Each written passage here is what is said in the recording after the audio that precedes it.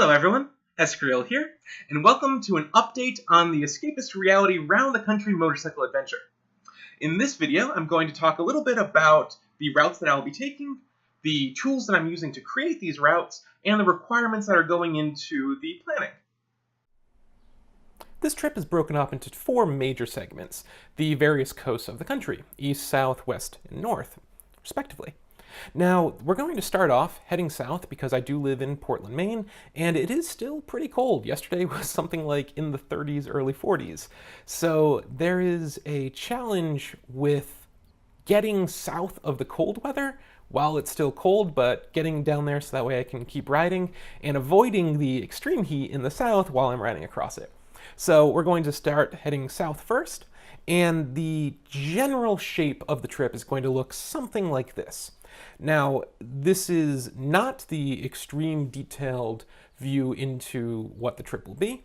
Part of the reason for that is because Google Maps does have a limit of the number of waypoints that you can have on a map. In fact, that's one of the reasons why I'm showing it to you in quarters as opposed to the whole trip, because the number of different stops and side tracks and various out-of-the-way things that I plan to do won't fit in a Google map in a single map. So what I've done is kind of given the rough shape and some of the major points that I plan to hit on these larger coastline maps, and then we'll zoom in a little bit more as we are talking a bit about various trips.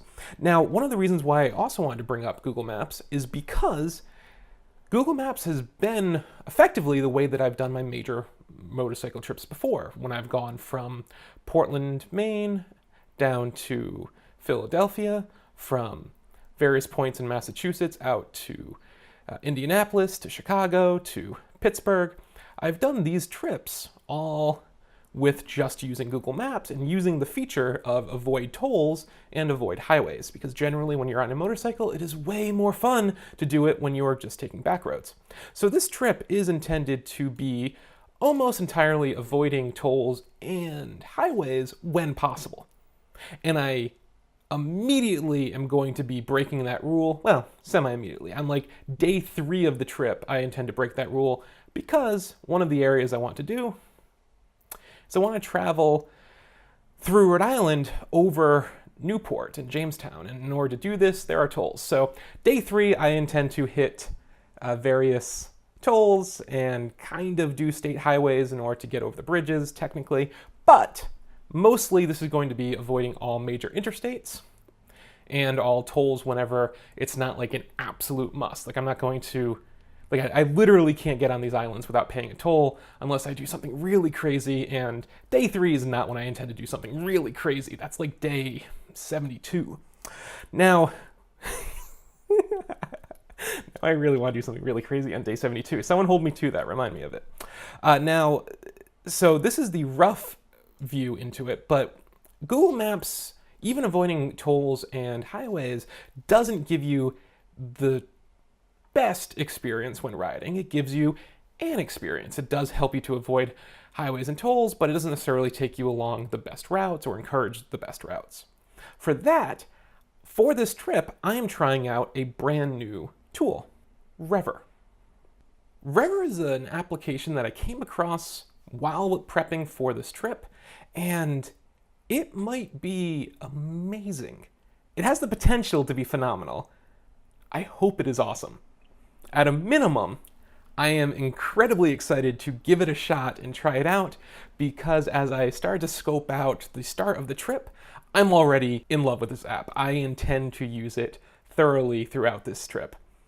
Let me show you a little bit about what I'm talking about. So here's a little sneak peek of what I intend to do on day 1, week 1, month 1 of Escapist Reality's round the country motorcycle adventure.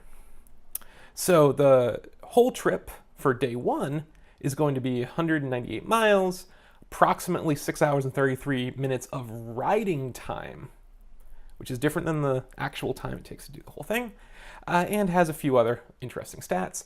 And this particular map I'm going to share in the comments section below if you want to check it out. You're able to view what you see on the screen right here without creating an account. If you do create an account, you'll be able to log in and view more details, such as what the route is actually going to look like. Now, one of the things that Rever does have, if you pay for the premium account, is all of these recommendations for motorcycle rides, like incredibly beautiful, worthwhile motorcycle rides. So if I click on the Butler map, it gives you a little bit of a key on what these various squigglies and colors on the screen mean. But I used those recommendations to help guide the creation of this route. So if I zoom in and start at the very top of the trip, just to give you a bit of a sense of where I'm going. So at the very beginning, I'm going to leave Portland, Maine, and head along the coast. Now, I happen to know of a few beautiful spots along the way, so I ensured that I added waypoints at these various really cool stops, like, for instance, Old Orchard Beach. But as I start getting further along, I start getting into more unfamiliar territory. And this is where I start leaning heavily on the recommendations of the Rever application. So as you can start seeing when I start getting down here, you'll maybe see some of the orange and red highlights. I've specifically started to put waypoints along paths that bring me through some really cool, or potentially cool, rides. And the actual act of adding waypoints and adjusting where your trip is going to go in this application is remarkably easy. So I am very pleased with what it took in order to actually build this route, to hit not all, but many beautiful stops along the way, and view some really cool motorcycle trips, and ultimately get down to where I intend to stop for the first day of the trip. Now, this whole trip for this first day is just shy of 200 miles. That is pushing what I intend to do for a daily average. My goal for this entire round the country trip is to kind of average around 150, 160 miles a day.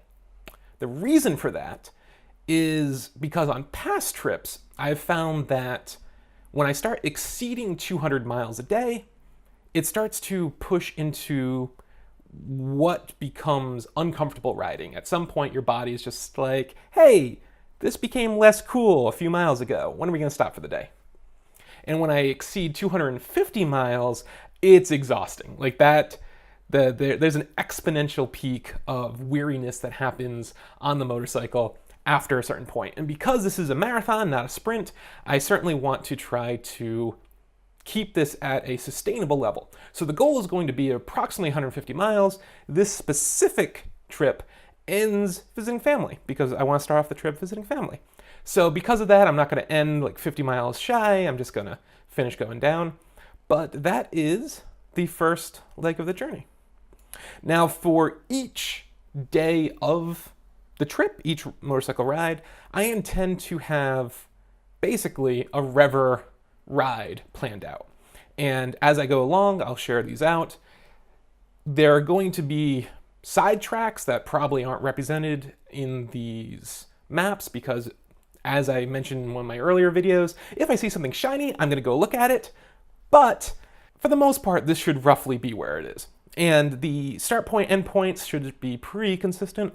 Some of the specifics of where I start and where I end is also intentionally obscured. I do want to preserve the anonymity of certain addresses of people I'm visiting, myself included, so I don't actually have the specific start point. I will put waypoints near where I happen to live. Like, for instance, this is not my address, this is just a coffee shop relatively near my house that I thought would be a reasonable enough representation of the start of the trip. Probably because I'll get coffee there in the morning before I leave, because I have really good coffee. Shout out to Crooked Mile in Portland, Maine. You know what? That place is amazing. All right, so this is the trip.